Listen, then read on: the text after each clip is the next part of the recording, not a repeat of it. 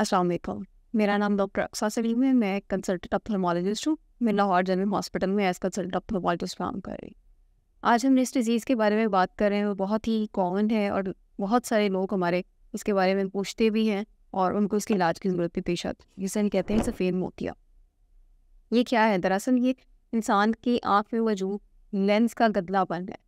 Naturally ये lens बिल्कुल clear होता है, इसके अंदर कोई सफ़ेदी या कोई गदलापन नहीं होता, लेकिन उम्र के साथ साथ ऐसा होता है कि इसके अंदर मौजूद प्रोटीन्स की तोड़-फोड़ की वजह से इसमें गदलापन आ जाता है, जिसकी वजह से जो नज़र की क्लैरिटी है, जिसे हम नज़र का साफ़ होना कहते हैं, उसमें गदलापन शुरू हो जाता है और मरीज़ को नज़र की कमज़ोरी की शिकायत होना शुरू हो जाती है। इसे हम दरअसल असल में इसे बीमारी नहीं बल्कि एक एज रिलेटेड प्रोसेस होना चाहिए। जैसे आपकी बॉडी में उम्र के साथ साथ बाकी तब्दीलियाँ आती हैं, इसी तरह आपके लेंस में भी उम्र के साथ साथ तब्दीलियाँ आती हैं। आँख में मौजूद तब्दीलियों का ही एक ये भी रुकन है जिसमें लेंस में आपकी चेंजेस आ रही होती हैं, उसी को हम कैटरेक्ट कहते हैं। एक तो उम्र इसकी वजह है, अगर ये अर्ली एज में हो जाता है, यंग एज में, तो फिर इसकी वजूहत मुख्तलिफ हैं। जो कोई सिस्टेमिक डिजीज़ हो सकती हैं जिसमें आपके जिस्म में कोई और बीमारी चल रही है जिसकी वजह से आँख में आपको मोतिया बन जाता है, या फिर कुछ दवाइयाँ हैं जिसमें स्टेरॉइड्स बहुत कॉमन हैं और हमारे यहाँ लोगों को पता नहीं होता और वो स्टेरॉइड्स को यूज़ कर लेते हैं, किसी भी दर्द के लिए मुसलसल इस्तेमाल कर रहे हैं या फिर आँख के भी किसी मसले के लिए उनको डॉक्टर ने एक दफ़ा दे दिए तो वो विदाउट एनी इन्फॉर्मेशन उसको लगातार यूज़ किए जाते हैं, जिसकी वजह से अर्ली एज में मोतिया बनने के चांसेस हो जाते हैं। और तीसरी इसकी वजह है जिन लोगों में शुगर या ब्लड प्रेशर वगैरह ज़्यादा अनकंट्रोल रहता है, उनमें भी ये बहुत तेज़ी के साथ प्रोग्रेस करता है। ये है इसकी वजूहत।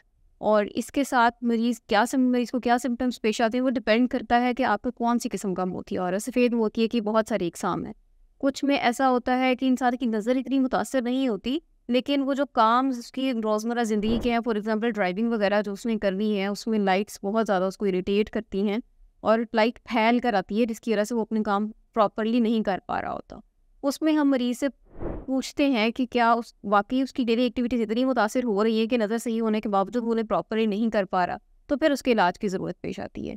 और कुछ लोगों में और तरह का मोतिया होता है जिसमें वैसे ही नज़र बहुत कम होना शुरू हो जाती है, उसको भी निकाल कर लेंस को रिन्यू में आर्टिफिशियल आई लेंस डालना पड़ता है उसकी जगह। अब इसके इलाज के कौन-कौन से तरीके हैं? इलाज के 2-3 तरीके हैं। एक तो जो उर्फ़े आम में जिसे हम कहते हैं कि लेज़र के ज़रिए हमने मोतिये का ऑपरेशन कराना है, और दूसरा होता है एक टाँके वाला ऑपरेशन। आजकल यूजुअली हम इसको लेज़र के ज़रिए ही ऑपरेट करते हैं, सवाए उन कुछ मरीज़ों के जो इसको नज़रअंदाज किए जाते हैं और बहुत देर तक आँख में रहने की वजह से इतना मोतिया पक जाता है कि लेज़र के ज़रिए उसको निकालना नामुमकिन हो जाता है। अदरवाइज़ बाकी जो लोग अर्ली स्टेज पे आ जाते हैं उनको लेज़र के ज़रिए इसको निकाला जाता है, जिसमें किसी किस्म के किसी टाँके की ज़रूरत नहीं होती और patient with in a day और 2 अपनी नॉर्मल एक्टिविटीज़ की तरफ वापस आ जाता है। हाँ, अगर कोई पेशेंट बहुत देर कर देता है, उसका मोतिया बहुत पक जाता है, सफ़ेद रंग का मोतिया पका हुआ बाहर नज़र आ रहा होता है और इनके लिए लेज़र के ज़रिए इसको निकालना पॉसिबल नहीं होता है, फिर टाँके वाला ऑपरेशन करना पड़ता है।